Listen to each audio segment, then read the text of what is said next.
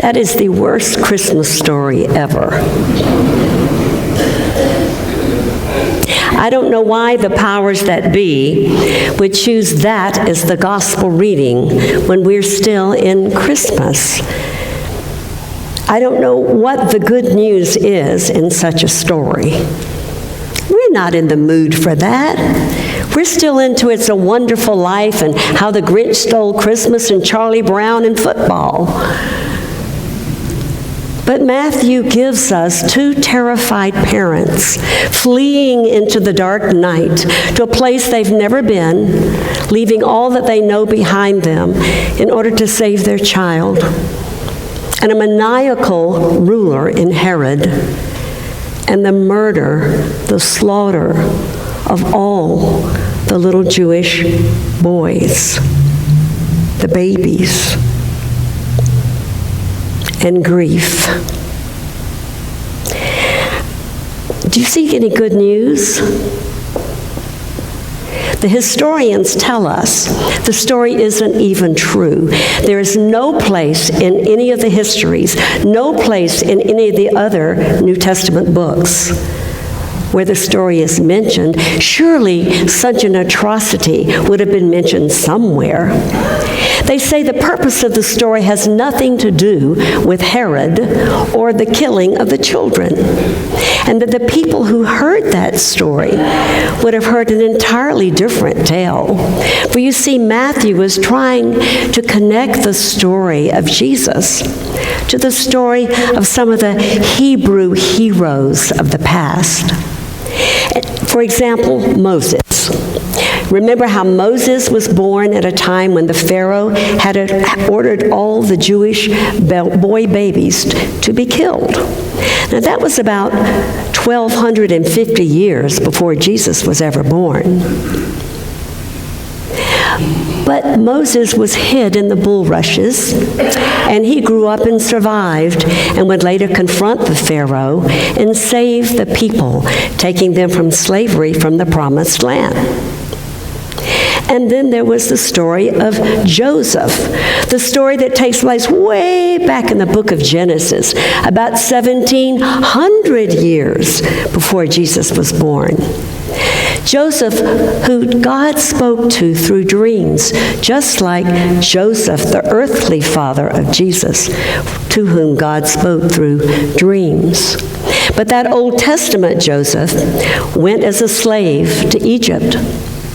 But God brought good for his life, and he rose to power, and he saved his people.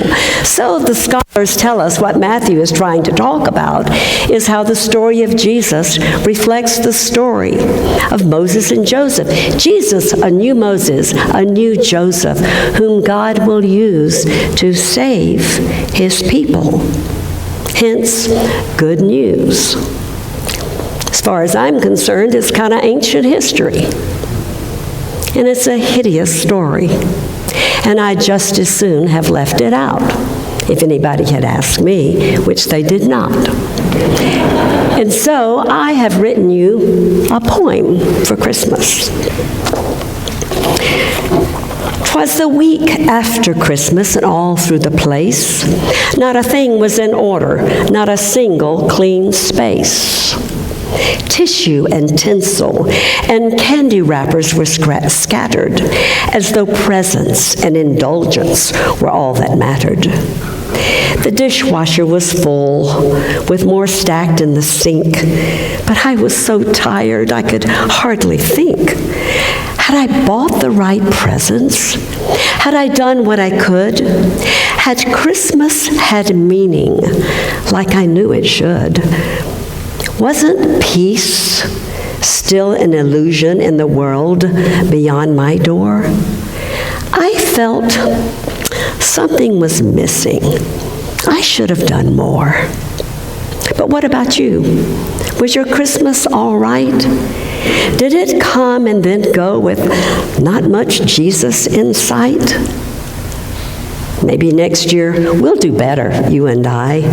Now don't worry, I'm saying with a bit of a sigh, we'll send cards to the soldiers for Clark's kids. We'll fill their list. stuff Salvation Army buckets, and turn with a twist to the next Christmas, when once more Christmas will be here. And that next year, we'll fill it with God's grace and cheer. No Herods, no sadness, no people shut out, just angels and starlight and glory about. You'll see, we can do it. Be wiser, you and I. Oh, these next Christmases will be better. I testify.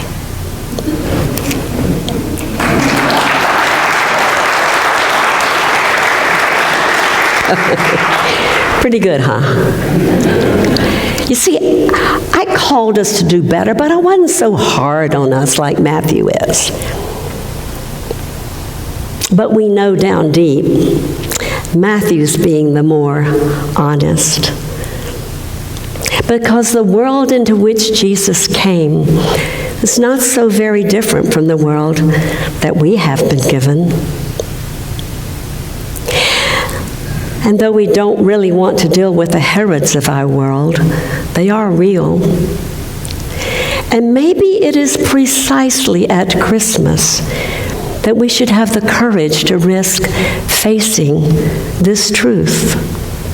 For Jesus did not come into a world of ease and Amazon Prime exuberance. He came into a world of extreme social division, a world of privilege and power in contrast with those who had little voice and lived in poverty. It was a world in darkness into that light that came from that first wondrous star.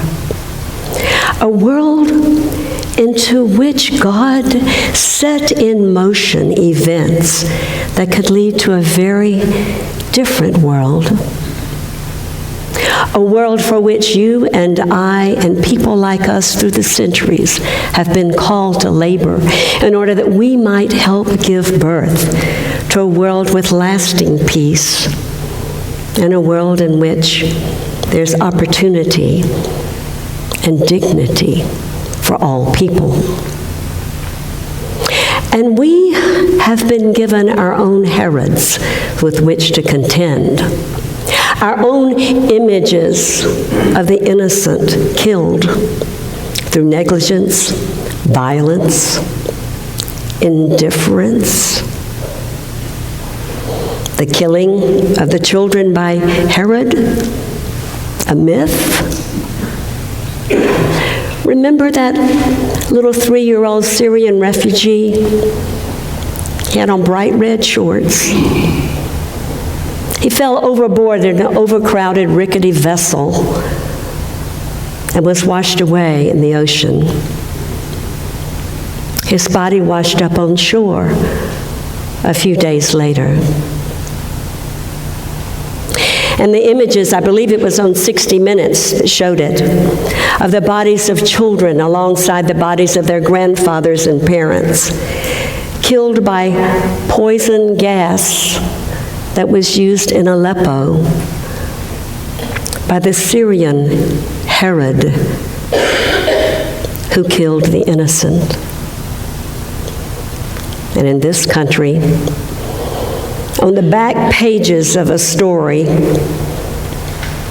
there were a few sentences about collateral damage, children who are shot every week in the south side of Chicago in the gun violence and ongoing wars.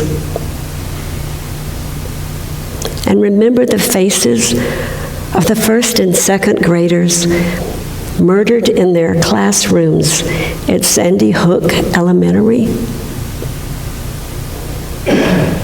I don't think a week goes by we don't see some Save the Children event. The pictures, listless, emaciated babies clutched to the dry breast of their mothers. Little toddlers, their bellies swollen with malnutrition. It's unclean water in Haiti and Somalia that is killing the innocent. It's lack of food in places like Angola and once prosperous Venezuela. And the Herods who rule these countries, they live in prosperity and indulgence. And there are children who are dying from overwhelming numbers and lack of medical attention in the detention centers of this country.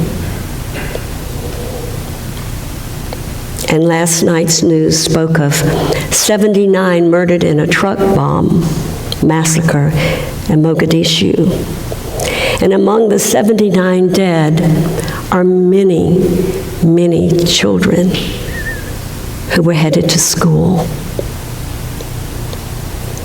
The killing of the innocent still goes on. And this text, this hideous story Matthew tells, says, wake up, you people who follow the Christ. Pay attention. Pay attention. And we don't want to. It is hard. I Googled the images, and I could not bear to bring them in today to share with you. It is hard to look at this. It is hard to face the Herods in our world. It is hard to face our responsibility to be a part of the change. Daniel Schultz is a UCC pastor. He was writing this past week in the Christian Century. And he said, tackling this particular story and the truth it seeks to tell is only for people who are out of their right minds. Then he says, the good news is we're out of our right minds because we're Christians. And the living God has called us. And we have work to do. And I don't want to do it. I want the merry and not the struggle. I want joy to the world and not in the bleak midwinter. I want the more gentle story Luke tells of shy shepherds and angels singing of peace and goodwill. But Matthew will not let that be the only Christmas story that we hear. He makes us hear a story of the other side of Christmas. The truth of the world.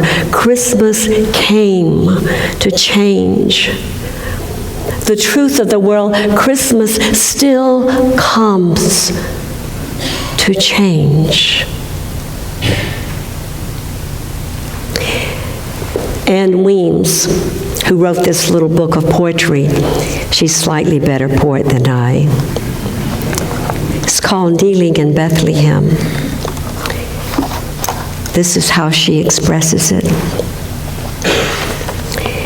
If there is no cross in the manger, there is no Christmas. If the babe doesn't become the adult, there is no Bethlehem star. If there is no commitment in us, there are no wise men searching. If we offer no cup of cold water, there is no gold, no frankincense, no myrrh. If there's no praising God's name, there are no angels singing. If there's no spirit of alleluia, there are no shepherds watching. If there is no standing up, no speaking out, no risk, then there's no Herod, no flight into Egypt. And if there is no room in our inn, then Merry Christmas mocks the Christ child. And the Holy Family is just a holiday card. And God will loathe God will loathe, abhor, be disgusted by, hate. God will loathe our feast and festivals.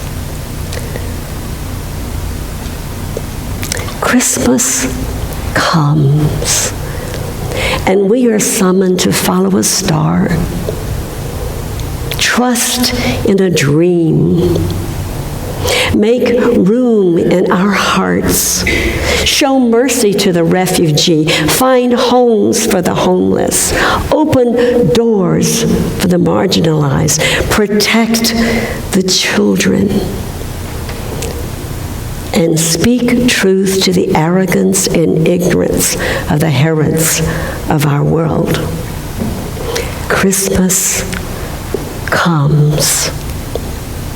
And there are no Herods, there are no evil, no suffering, no hardships, then keep it from coming. For Emmanuel, God with us, has come. The Word made flesh in one named Jesus almost 2,000 years ago. Made flesh in people who wear your name and mine today.